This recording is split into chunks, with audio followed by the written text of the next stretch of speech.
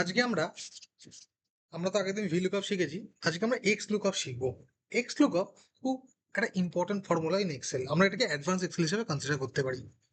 দেখো, V lookup তো মোটামুটি আমরা সবাই বেসিক ভাবে জানি, কিন্তু এক্স লুকআপ আমরা কেন করতে হবে, এক্স লুকআপের ইম্পর্টেন্স কি, সেটা আমরা কেন দেখবো। এক্স ভি লুকআপের ক্ষেত্রে কি, তোমার ডেটা তোমার সবসময় বাঁ দিকে থাকতে হবে, মানে যাকে তুমি ইউনিক ভ্যালুটাকে কনসিডার করবে সেটা সবসময় অলওয়েজ তোমার লেফট হ্যান্ড সাইডে থাকবে, এবং তুমি রাইট সাইডের কোনো ভ্যালুকে তুমি যদি চাও তবে তুমি সেই ভ্যালুটা পাবে।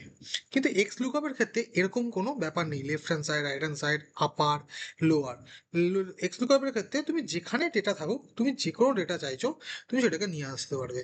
যেমন আমি তোমাকে একটা এক্সাম্পল দিচ্ছি। ধরো, এখানে হচ্ছে এমপ্লয়ি নাম্বার 5 দেওয়া আছে। ওকে, তুমি এমপ্লয়ি নাম্বার 5 এর এগেইনস্টে রেজাল্ট চাইছো। কি রেজাল্ট চাইছো? এমপ্লয়ি নেম চাইছো, ডিপার্টমেন্ট চাইছো, বেসিক স্যালারি চাইছো, লোকেশন চাইছো। তুমি তাহলে এটা কিভাবে নিয়ে আসবে? এটা খুব ইজি প্রসেস।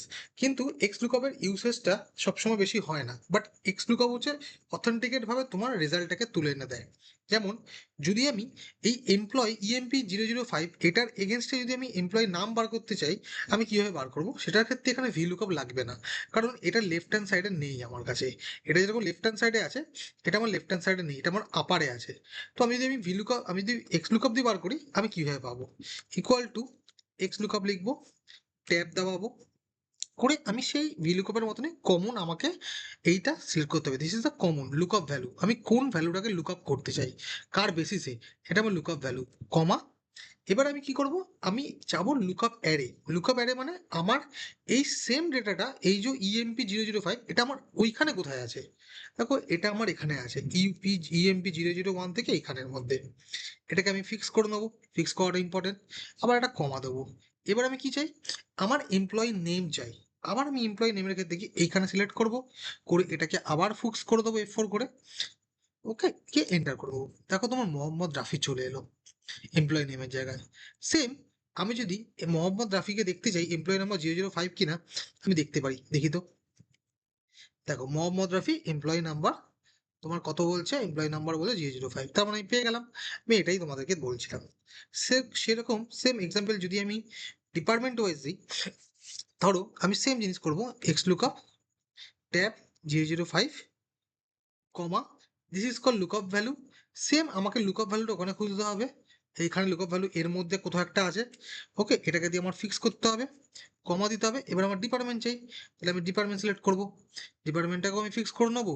এখানে ক্ষেত্রে ওই কলম ইন্ডেক্সটা দিতে হয় না, কত নম্বর কলমে আছে কি আছে এটা দিতে হয় না। এন্টার দাবাবো। দেখো, আমার ডিপার্টমেন্ট ওয়াইজ চলে এসছে।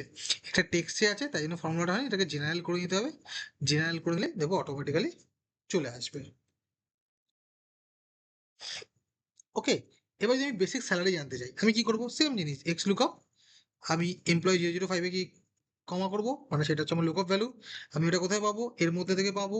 এটাকে আমি ফিক্স করে নেবো, কমা দেবো। আমার বেসিক স্যালারি কত? বেসিক স্যালারি এখান থেকে আমি কোথাটা পাবো? আবার এটাকে আমি ফিক্স করে নেবো, করে এন্টার দাও। দেখো, আমার বেসিক স্যালারি চলে এলো। আমি লোকেশন যদি বার করতে চাই, লোকেশনও সেম, সেম এক্স লুকআপ। আমি আবার যদি ওটা করতে চাই, কমা, আমাকে আবার ওই টেবিল এরিয়াতে যেতে হবে, টেবিল এরিয়া থেকে এখান থেকে এটা সিলেক্ট করতে হবে, এটাকে আমার ফিক্স করে নেবো, কমা। যদি আমি লোকেশন বার করতে চাই, এখান থেকে নেবো, এখানে গিয়ে আমি ফিক্স করে দেবো, আমার হয়ে গেল। আমি এখানে ফিক্স করিনি, ভুলে গেছি, হ্যাঁ না ফিক্স করেছি, সরি, পেয়ে গেলাম। এটা একটা এক্সাম্পল আমি যদি এরকম ভাবে করতে চাই। এবার যদি তুমি সিরিজে ডেটা চাও, মানে অনেক ধরনের ডেটা চাও, অনেক ডেটা আছে। দেখো, তোমার এখানে আমার কি দরকার? এখানে আমার বেসিক স্যালারি আর জয়েনিং ডেট দরকার। কার এগেন্সে দরকার? এই এমপ্লয় আইডির এগেন্সে দরকার। ওকে, তাহলে আমি এক্সাম্পল যদি আমি বার করতে চাই, এখানে আমার ভিলুকআপ কোনো মতেই কাজে লাগবে। যদি আমি ভিলুকআপ দিয়ে দেখি, আমি যদি এরকম ভাবে যাই, কমা, আমি যদি এখানে যদি এইটা করি, আমার বেসিক স্যালারি দরকার না, দেখো 5 নম্বর, কমা, 5, 0। দেখো, আমার ভিলুকআপেও চলে এসেছে 75।